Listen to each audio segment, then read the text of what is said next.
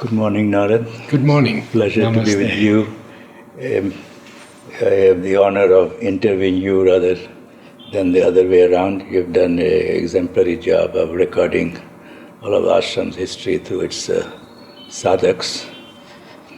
We, Hansa and I, live in California and are intimately involved with the East-West Cultural Center.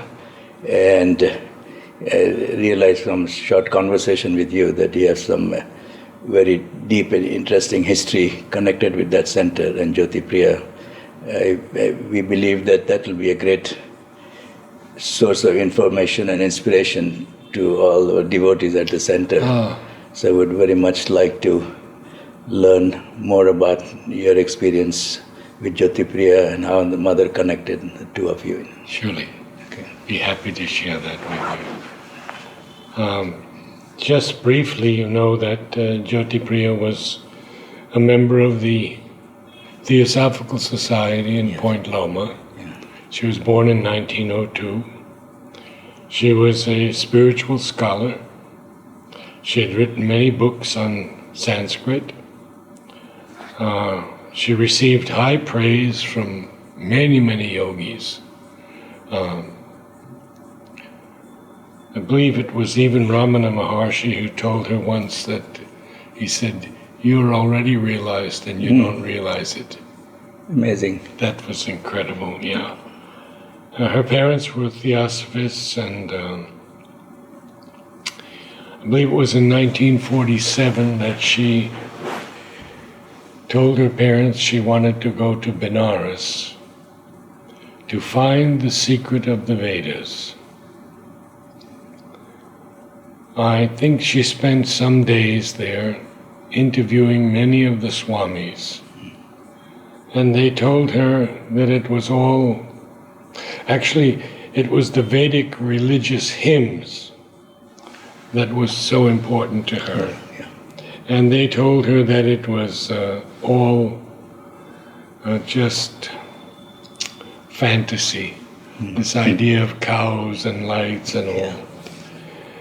And I believe it was the evening, it was the evening before she was to leave, that someone came to her and said, "I hear you are looking for the secret of the Vedas."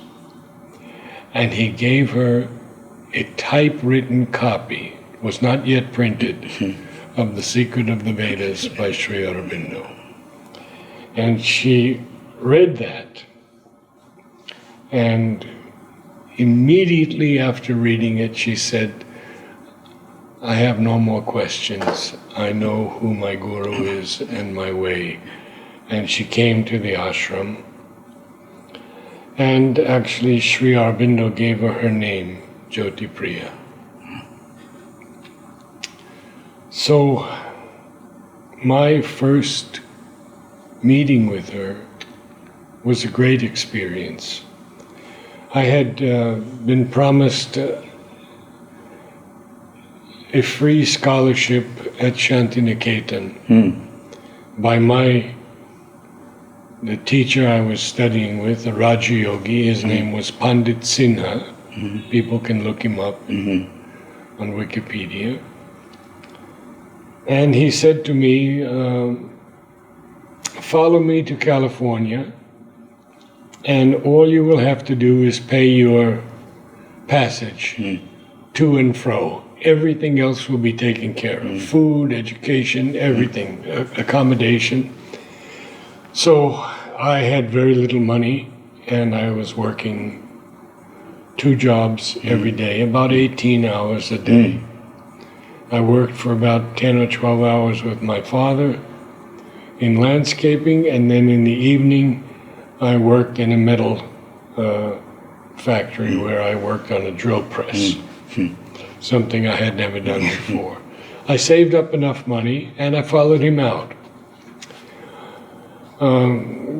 What year was it? It was 1961. Okay. And I had just turned 23. Well, day after day went by, week after week went by, and my money was diminishing. I had to eat, and friends were kind, but still there were expenses. And one day he comes to me and he says, everything has fallen through. If you truly want to do yoga, then practice samatha and go back to your family.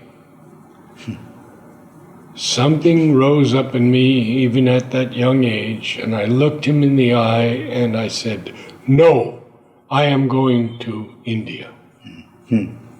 I didn't know why. I was in Los Angeles at the time, and the next day I go to the East-West Cultural Center and I meet Jyotipriya. And she looks at me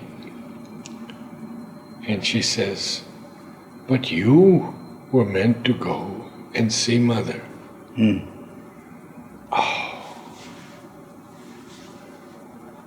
I had not heard Mother's name before.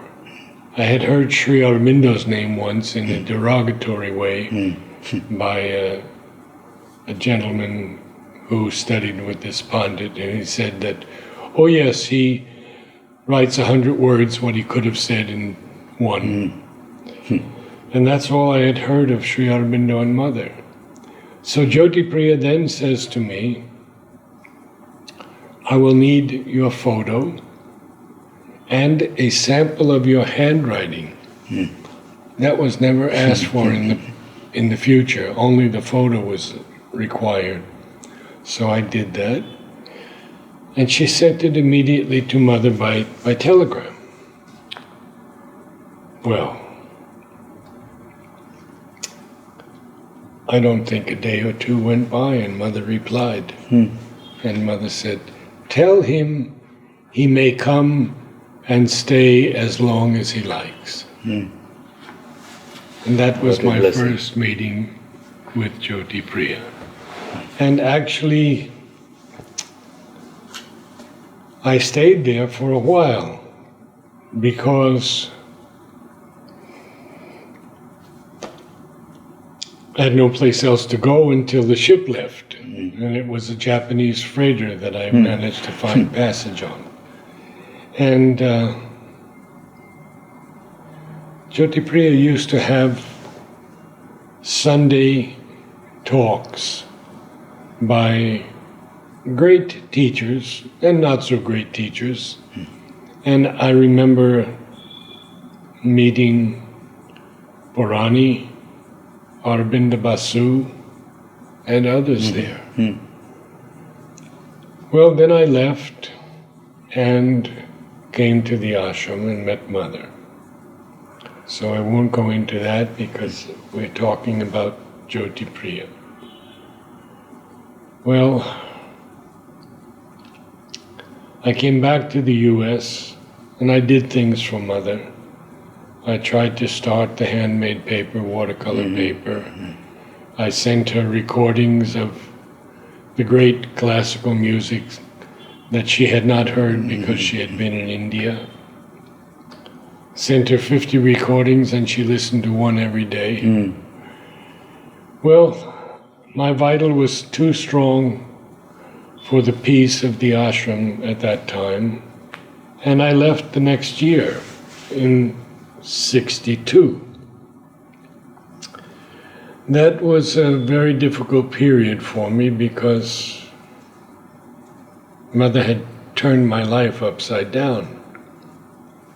And she had written to me when I asked her what to do with my life, whether I should continue studying voice or study choral music conducting. She said one or the other, because the important thing is not so much what you choose, but the spirit in which you will do it. Keep living in you the spirit of consecration, and all will be all right. So I was back in the States and going from small job to small job. I met Annie. We sang in Well, I had met Annie prior to my leaving, and I asked Mother if I could marry her. And Mother said, no doubt and no hesitation, you must marry. So I went back, I got married, and then Annie finally found me a job in a restaurant. It was called The Proof of the Pudding. And I managed it and made a fair amount of money. But one day a man came in and he said, my name is Fred Weintraub, and I have a failing restaurant in Greenwich Village. And if you'll turn it around, I'll give you half of it. We'll be partners. The name of it is the Tin Angel, and it's just above my nightclub called The Bitter End. And they didn't serve liquor there. They served just fruit juice drinks and Cokes and stuff. So I agreed, because it was a great opportunity. And then I was working there for about a year. Had tremendous experiences. I met extraordinary people. I met Andy Warhol. I met so many big names who were coming there to perform on Bleecker Street. And I was making a lot of money. I was making hundreds of dollars a night, and for me that was a lot of money in those days, plus salary and tips and whatever. But then one night I hear a voice, and the voice says to me, go to California and help Jyotipriya. Wow.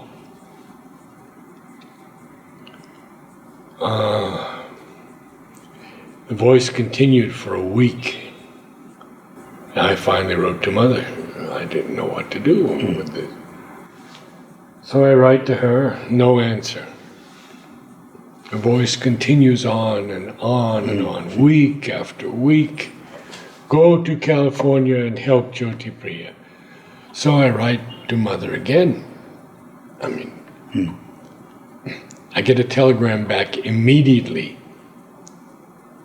My mother's answer was, my answer to you was so positive that I thought I had written it. I dropped everything.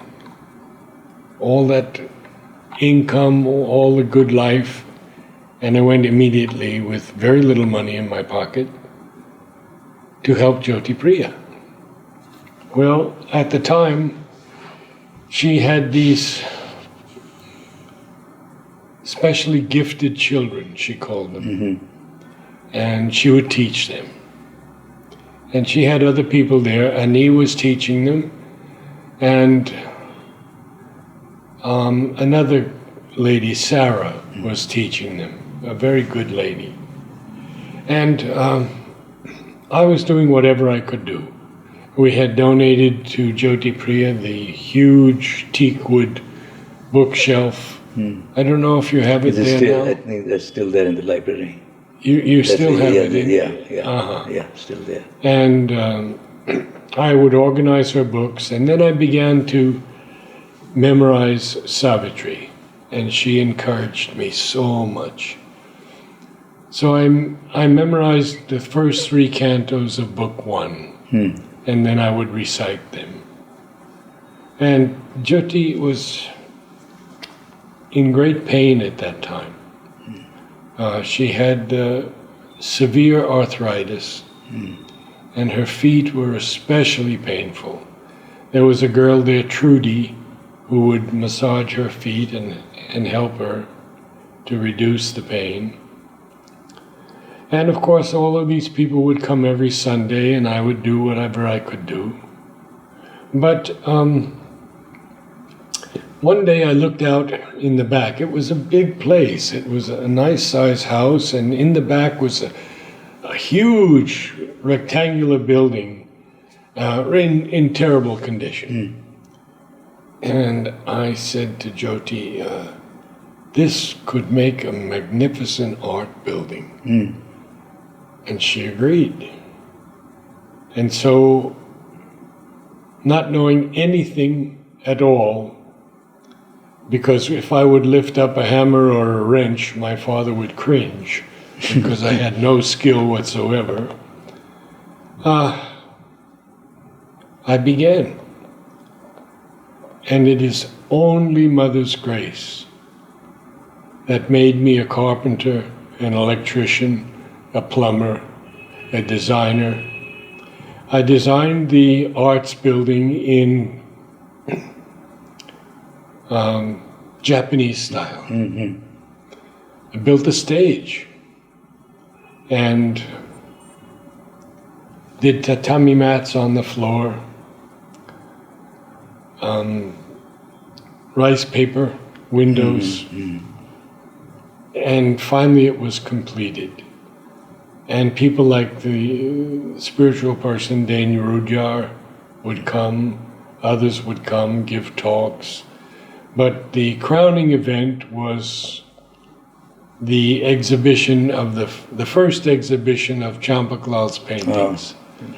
And there were 12. They were all, the titles of all of them were written by Mother.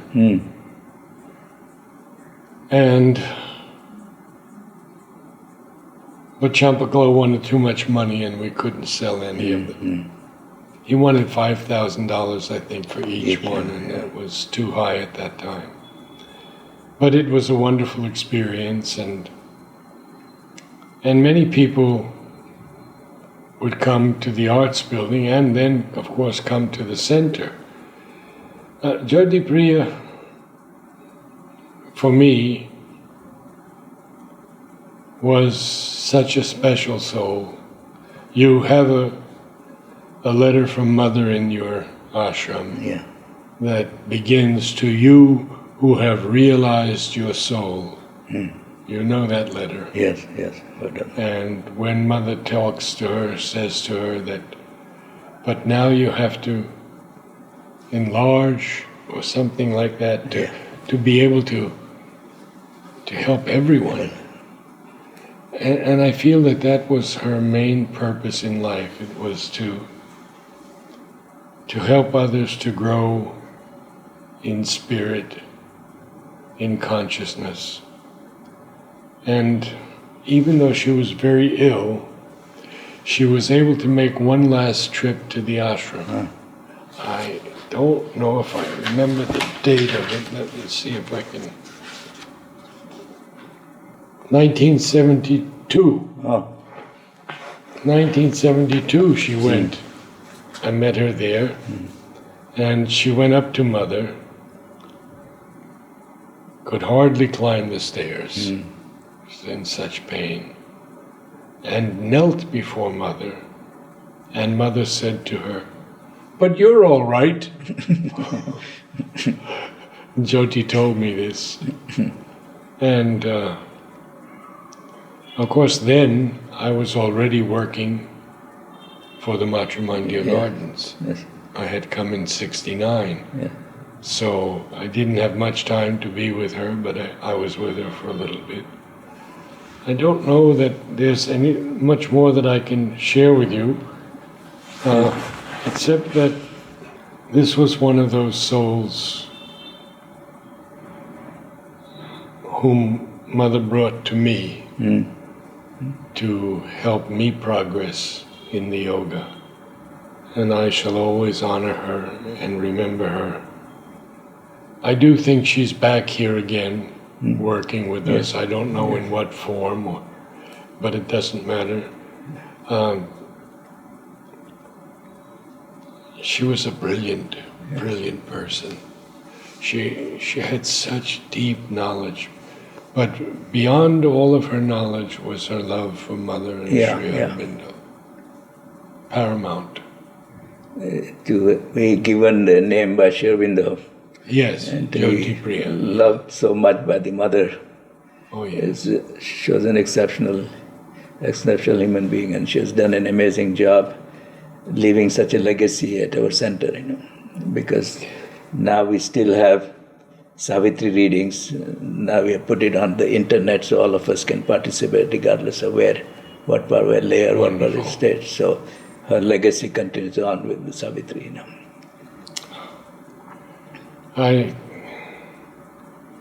I've been fortunate to meet people, and like Aurobindo Basu and Nalini were both my Upagurus.